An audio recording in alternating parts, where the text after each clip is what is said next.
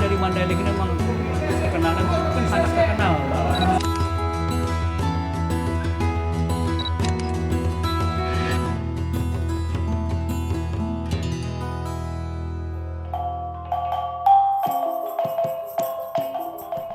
Padang, sebuah kota yang berawal dari perkampungan nelayan di Sungai Batang Arau. Kota ini kemudian berkembang menjadi wilayah pelabuhan. Letak geografis yang berada di tepi laut menjadikan Kota Padang sebagai wilayah perdagangan di kawasan Sumatera. Salah satu kawasan perdagangan terkenal adalah Jalan Niaga. Kawasan ini sekaligus merupakan kawasan pecinan dan tempat masyarakat berinteraksi menjalin hubungan bisnis. Maka wajar jika sepanjang Jalan Niaga banyak dijumpai kedai-kedai makanan dan kopi. Kawan saya di Jakarta mengatakan, jika saya berada di kawasan Jalan Niaga, wajib bagi saya untuk mampir ke kedai Kopi Nanyo. Kabarnya, kedai Kopi Nanyo adalah kedai kopi tertua di Padang. Sesudah kedai Nanyo berdiri, beberapa kedai kopi lain pun kemudian ikut pula meramaikan Jalan Niaga. Walau banyak kedai kopi berdiri di kanan kiri, namun setiap paginya kedai kopi Nanyo selalu ramai dikunjungi oleh para pelanggan. Sudah langganan sejak tahun 70-an. Ya, pertama lingkungan misalnya sudah serasi dengan teman-teman sini kan sudah serasi kan itu. Ada juga tempat yang lain ada juga. Cuma seringlah di sini, Mas.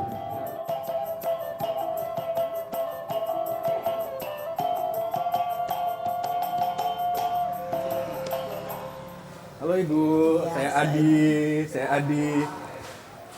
Seumur hidup bisa dibilang ini kali kedua saya sampai ke Padang. Dan sekarang ketika saya ke Padang, saya melakukan sedikit riset. Dan kalau banyak sekali yang ngomong, kalau saya mau nyari kopi enak, saya harus datang ke kedai Namyo ini. Kedai Namyo ini bisa dibilang salah satu yang paling tua di Padang nih, Bu, atau paling tua? Paling tua lah. Malah paling tua? Dari tahun berapa Bu berdiri, Bu? 1932. Di sini kopinya bikin sendiri? Iya, bikin sendiri. Emang dulu orang tua Ibu langsung dari Cina. Hainan. Dari Hainan. Nah, biasa buka dari jam berapa sampai jam berapa, Bu? Buka dari jam 6. Jam pagi? 6 pagi. Ah. Jam 4 sore. 4 sore, tapi ramainya pagi. Saya mau coba kopinya ya, Bu ya? Iya, ada. Saya duduk dulu. Mari. Iya.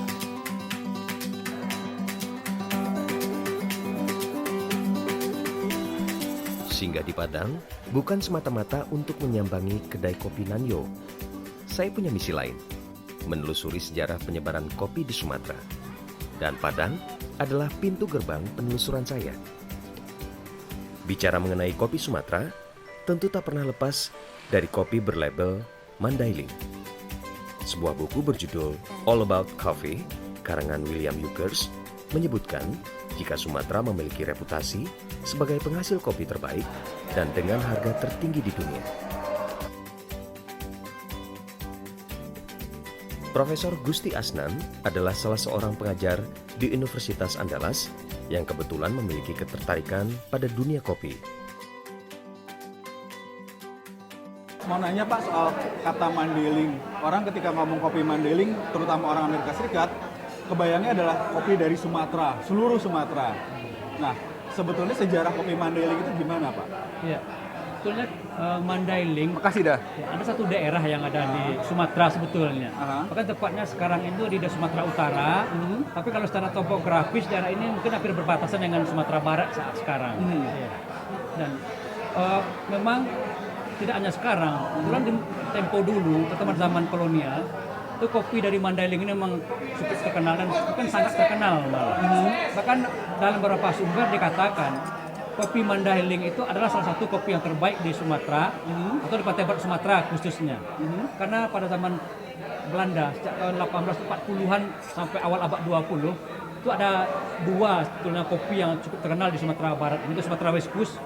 Dulu Mandailing dan Tapanuli itu masuk Sumatera West Coast nama Sumatera West Barat Coast, ya? itu namanya. Nah, satu di antara itu adalah Mandailing, yang kedua adalah kopi dari Agam. Dari Agam. Agam di Sumatera Barat ini. Oke. Mandailing sebetulnya daerah yang mengenal kopi relatif belakangan dibandingkan dengan Minangkabau. Jadi Minangkabau dulu. Lebih duluan Minangkabau mengenal kopi daripada Mandailing. Dan menurut Koperus juga orang Minang lah yang membawa kopi pertama kali ke Minang, ke daerah Mandailing ini. Orang Minang dapat kopinya dari mana? Orang Minang itu menurut informasi yang kita baca dari literatur mendapat kopi ini dari Arab. Jadi dahulu-dulunya mungkin abad 18-an itu atau mungkin awal abad 18 itu udah ada orang Minang yang naik haji ke Mekah. Jadi pulang dari Mekah bawa biji-biji kopi ini. Nah, kebetulan juga di Mekah mereka melihat bagaimana orang minum kopi dan tradisi minum kopi di sana. Kopi pada awalnya dikenal oleh bangsa Arab sebagai minuman pengganti anggur. Lalu oleh bangsa Eropa, minuman kopi ini diadopsi dan menjadi populer. Permintaan kopi pun meningkat, sehingga banyak daerah pemasok kopi dimanfaatkan oleh bangsa Eropa, salah satunya Sumatera.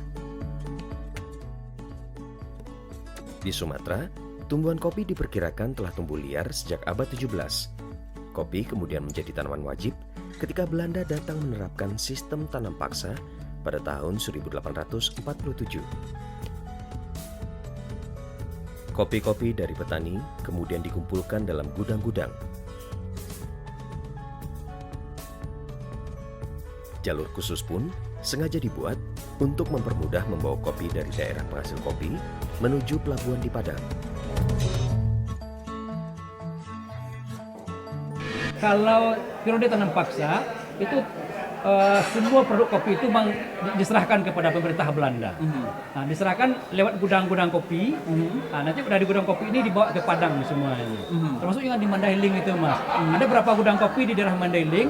Di sana dikumpulkan dan dibawa ke pantai, lewat pantai barat Sumatera, daerah Natal namanya. Nah, makanya saya katakan dalam beberapa kesempatan, saking terkenalnya dan banyaknya produksi kopi dari Mandailing ini ke Pariaman, akhirnya di Padang dikumpulkan dan di sini dilelang oleh pemerintah Belanda.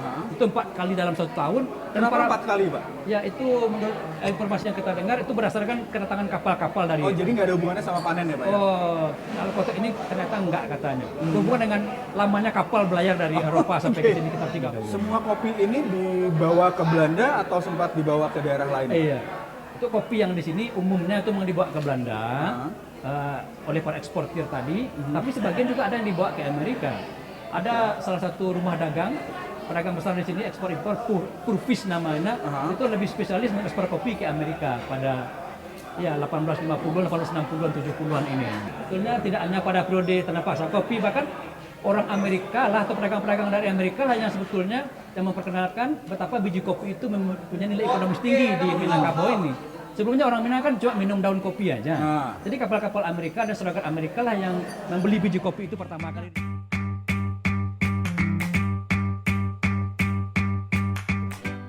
Perbincangan saya dengan Profesor Gusti Asnan menjadi bekal awal saya untuk melanjutkan penelusuran sejarah kopi Sumatera. Para penikmat kopi dunia saat ini umumnya melabeli kopi asal Sumatera sebagai kopi Mandailing. Tak peduli apakah kopi tersebut benar berasal dari daerah Mandailing atau tidak. Beberapa literatur menyebutkan kalau daerah penghasil kopi Mandailing adalah wilayah Mandailing, Angkola, dan Sipiroh yang kini masuk ke dalam wilayah Kabupaten Tapanuli Selatan dan Kabupaten Mandailing Natal. Jika di Jawa ada culture stelsel, di Mandailing pun ada coffee culture. Beda istilah, tapi prinsip dasarnya sih mirip satu sama lain. Masyarakat dipaksa untuk membudidayakan kopi dan menjadi kuli angkut kopi. Berhari-hari memanggul kopi, melewati jalan setapak menuju pelabuhan. Baru sekitar tahun 1850-an, asisten residen Mandailing, Angkola Phillips Gordon, yang membuka jalur dari Mandailing ke Natal untuk mengangkut kopi. Saat itu pelabuhan Natal ramai disenggahi kapal-kapal, mengangkut kopi melalui laut menuju pelabuhan Padang untuk kemudian bertolak menuju Eropa dan Amerika.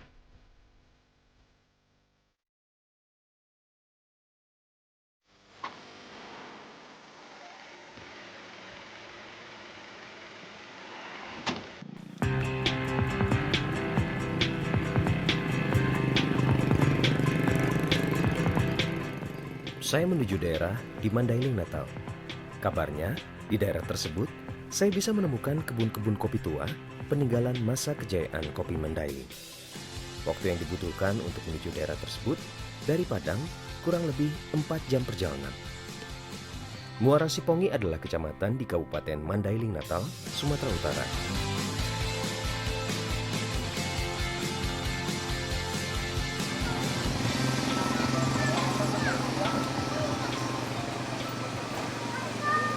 Assalamualaikum Pak. Salam. Saya Adi Pak. Oke, saya Bakarudin.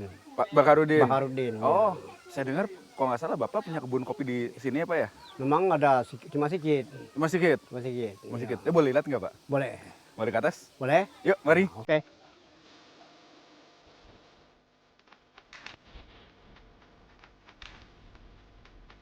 Kondisi alam Mandailing yang berbukit-bukit dinilai cocok untuk pertumbuhan kopi Arabica. Dan hal itu memang terbukti dengan hasil kopi Arabica yang berkualitas baik. Kopi Mandailing selalu dihargai tinggi di perdagangan kopi dunia pada masa itu. Pada tahun 1878, wabah hama penyakit menyerang tanaman kopi Arabica. Wabah ini membuat pemerintah kolonial mengganti kopi Arabica dengan bibit kopi Robusta yang memiliki karakter tahan terhadap hama. Maka dari itu, beberapa pohon kopi yang terlihat di sini telah berganti dengan jenis kopi Robusta. Wah, lebat juga ya Pak kebunnya Pak ya? Memang gini lah. Ini saya lihat banyak sekali bercampur antara kopi sama kakao ya Pak ya? Iya, memang bercampur ini. Oh, akhirnya- ini kopi ini. Iya, iya, ini yang kopi Robusta. Sebetulnya kopi ditanam di Madinah ini sejak kapan sih Pak? Oh, kalau saya tahu kalau menurut sejarahnya itu udah ratusan tahun itu kopi Ratusan di tahun? di apa ini di Madinah ini. Di Madinah ini. Ah, Sebelum Belanda datang, sesudah Belanda datang, udah zaman Belanda udah ada ini kopi ini. oh gitu. Ah, bukan ini ya kan di daerah Madinah ini. Daerah Madinah ini. Ah, iya, Oh, itu udah lama sekali ya. udah lama. Nah, kopi ini biasa dijual kemana Pak? Kalau sini ya di pasar sini lah, pasar lokal. Pasar lokal. Pasar lokal. Ada pengumpulnya gitu. Ada itu pengumpulnya. Oh, Biasanya bahasa sini pemuge, pemuge. bahasa di sini pemuge. Menurut cerita orang tua kita kan ada itu kopi Mandailing. Iya. Sampai ke luar negeri sana udah terkenal itu kopi Mandailing. Bahkan kalau kita ngomong sama orang Amerika Serikat Pak, mereka taunya kopi Mandailing itu kopi dari seluruh Sumatera Pak. Seluruh Sumatera. Justru di Mandailingnya sekarang kopi jarang ya Pak ya? Ah, itulah apanya. Entah di mana ini apanya.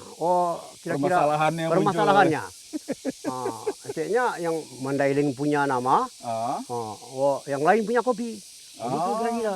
Jadi Mandailing ini katakanlah seperti Muara Sipongi inilah. Ah. Enggak cuma tinggal nama. aha. Kalau maksudnya nama penghasil kopi Muara Sipongi, Hmm. Pakantan misalnya Mandailing.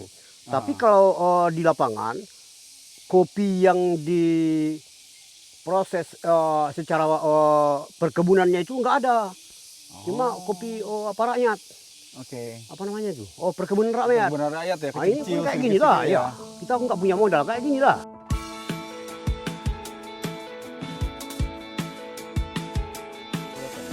Kondisi perkebunan kopi Mandailing kini sudah berbeda dengan dahulu. Jika dahulu kopi daerah ini berjaya di dunia kopi internasional, namun kini Mandailing hanya tinggal namanya saja.